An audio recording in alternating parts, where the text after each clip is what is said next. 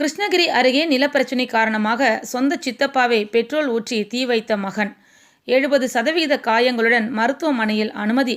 CCTV காட்சிகள் வெளியாகி பரபரப்பு.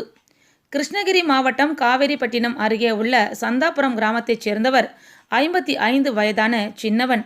இவருக்கும் அதே பகுதியைச் சேர்ந்த அவரது அண்ணன் மகன் 26 வயதான செந்தில் என்பவருக்கும் இடையே கடந்த சில வருடங்களாக நிலப்பிரச்சினை இருந்து வந்துள்ளது.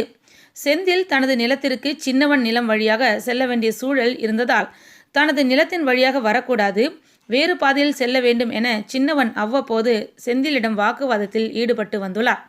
இந்நிலையில் கடந்த 19ஆம் தேதி செந்தில் தனது டிராக்டர் வாகனத்தில் விவசாய நிலத்திற்கு நெல் எடுக்க செல்லும் போது தங்கள் வழிபாதையில் செல்லக்கூடாது என கூறி சின்னவன் மற்றும் அவரின் குடும்பத்தினர் செந்திலிடம் வாக்குவாதத்தில் ஈடுபட்டுள்ளனர். பின்னர் இரு குடும்பங்களுக்கிடையே கைகலப்பாக மாறியுள்ளது. இது தொடர்பாக செந்திலின் தாய் ராணி கொடுத்த புகாரின் பேரில் காவேரிப்பட்டினம் காவல் நிலையத்தில் சின்னவன் உட்பட அவரது குடும்பத்தைச் சேர்ந்த 4 பேர் மீது வழக்கு பதிவு செய்யப்பட்டது. வழக்கு பதிவு செய்யப்பட்டவுடன் 4 பேரும் தலைமறைவாகினர்.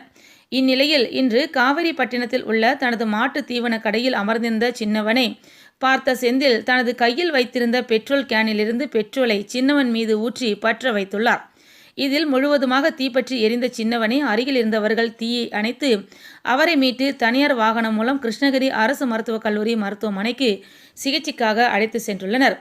இந்த தீ விபத்தில் சுமார் 70% தீ காயங்களுடன் சின்னவன் மருத்துவமனையில் அனுமதிக்கப்பட்டுள்ளார்.